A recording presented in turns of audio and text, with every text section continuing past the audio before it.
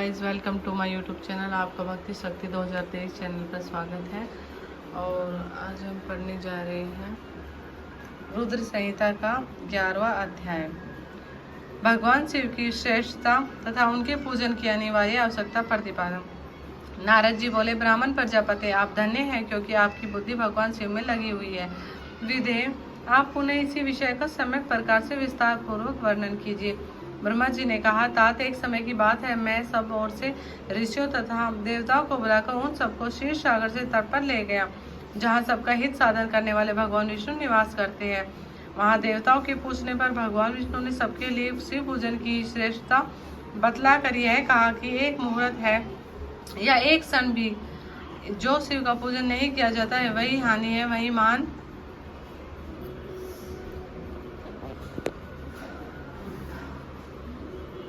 छिद्र है, वही अंधापन है, वही मूर्खता है। जो भगवान शिव की भक्ति तत्पर है, जो मन से उन्हीं का परिणाम और उन्हीं का चिंतन करते हैं, वे कभी दुख के भागी नहीं होते। जो महान सौभाग्यशाली पुरुष मनोहर भवन सुंदर आभूषणों से विभूषित स्त्रियां जितने से मन को संतुष्ट हो, उतना धन पुत्र पौत्र आदि संतति आरोग्य सुंदर शरीर अलौकिक प्रतिष्ठा स्वर्गीय सुख अंत में मोक्ष रूपी फल अथवा परमेश्वर शिव की भक्ति चाहते हैं, वे पूर्व जन्मों के महान पुण्य से भगवान सदाशिव की पूजा अर्चना में प्रवृत्त होते हैं। जो पुरुष नित्य भक्ति परायण हो शिवलिंग की पूजा करता है, उसको सफल सिद्धि प्राप्त होती है तथा वह पापों के चक्कर में नहीं पड़ता। भगवान के इस पर का उपदेश देने पर देवताओं ने उन श्रीहरि को प्रणाम किया और मनुष्य की समस्त कामनाओं की पूर्ति के लिए उनसे शिवलिंग लेने के लिए प्रार्थना की। मुनि से इस प्रार्थना को सुनकर जीवों के उदर में तत्पर रहने वाले भगवान विष्णु ने विश्वकर्मा को बुलाकर कहा, विश्वकर्मा, तुम मेरी आज्ञा से संपूर्ण देवताओं को सुंदर शिवलिंग का निर्माण करके दो। तब विश्वकर्मा ने मेरी और श्रीहरि की आज्ञा के अनुसार उन देवताओं को उनके अधिकार के अनुसार शिवलिंग बनाकर दिए।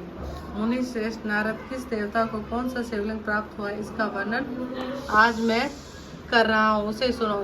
इंद्र पदाराग मणि के बने हुए शिवलिंग की और कुबेर स्वर्ण में लिंग की पूजा करते हैं। धर्म पिता मणि में पुखराज बने हुए लिंग की तथा वरुण स्वयं श्याम वर्ण के शिवलिंग की पूजा करते हैं। भगवान विष्णु इंद्र नीलम में तथा ब्रह्मा धेम में लिंग की पूजा करते हैं।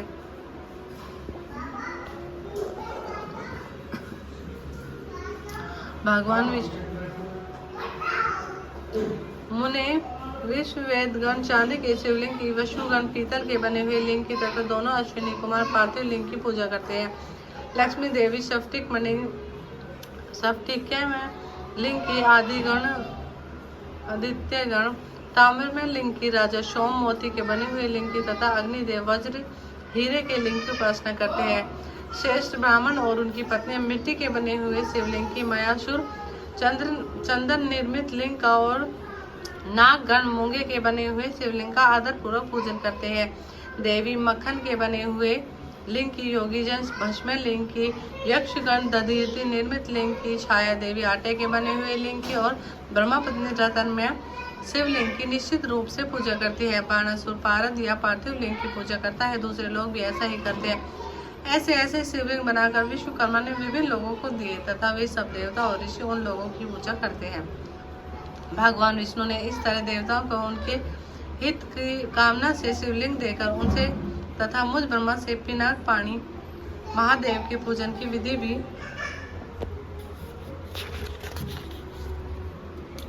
बताई। पूजन विधि संबंधी उनके वचनों को सुनकर देव शिरोमणि मणियों सहित मैं ब्रह्मा हृदय में हर्ष लिए अपने धाम में आ गया। मुने वहां आकर मैंने समस्त देवताओं ब्राह्मणों को ऋषियों को शिव पूजा की उत्तम विधि बताई जो संपूर्ण अभिष्ट वस्तुओं को देने वाली है। उस समय मुझ ब्रह्मा ने कहा, देवताओं सहित समस्त ऋषियों पर तुम प्रेम परायण होकर सुनो। मैं प्रसन्नता पूर्वक तुमसे शिव पूजन की उस विधि का वर्णन करता हूँ जो भोग और मोक्ष देने वाली है।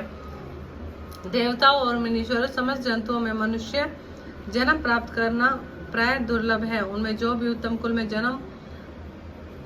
जन्म तो और भी दुर्लभ है।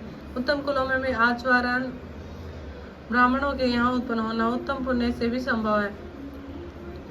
यदि वैसा जन्म सुलभ हो जाए तो भगवान शिव के संतोष के लिए उस उत्तम कर्म का अनुष्ठान करे जो अपने वर्ण और आश्रम के लिए शास्त्रों द्वारा प्रतिपादित है।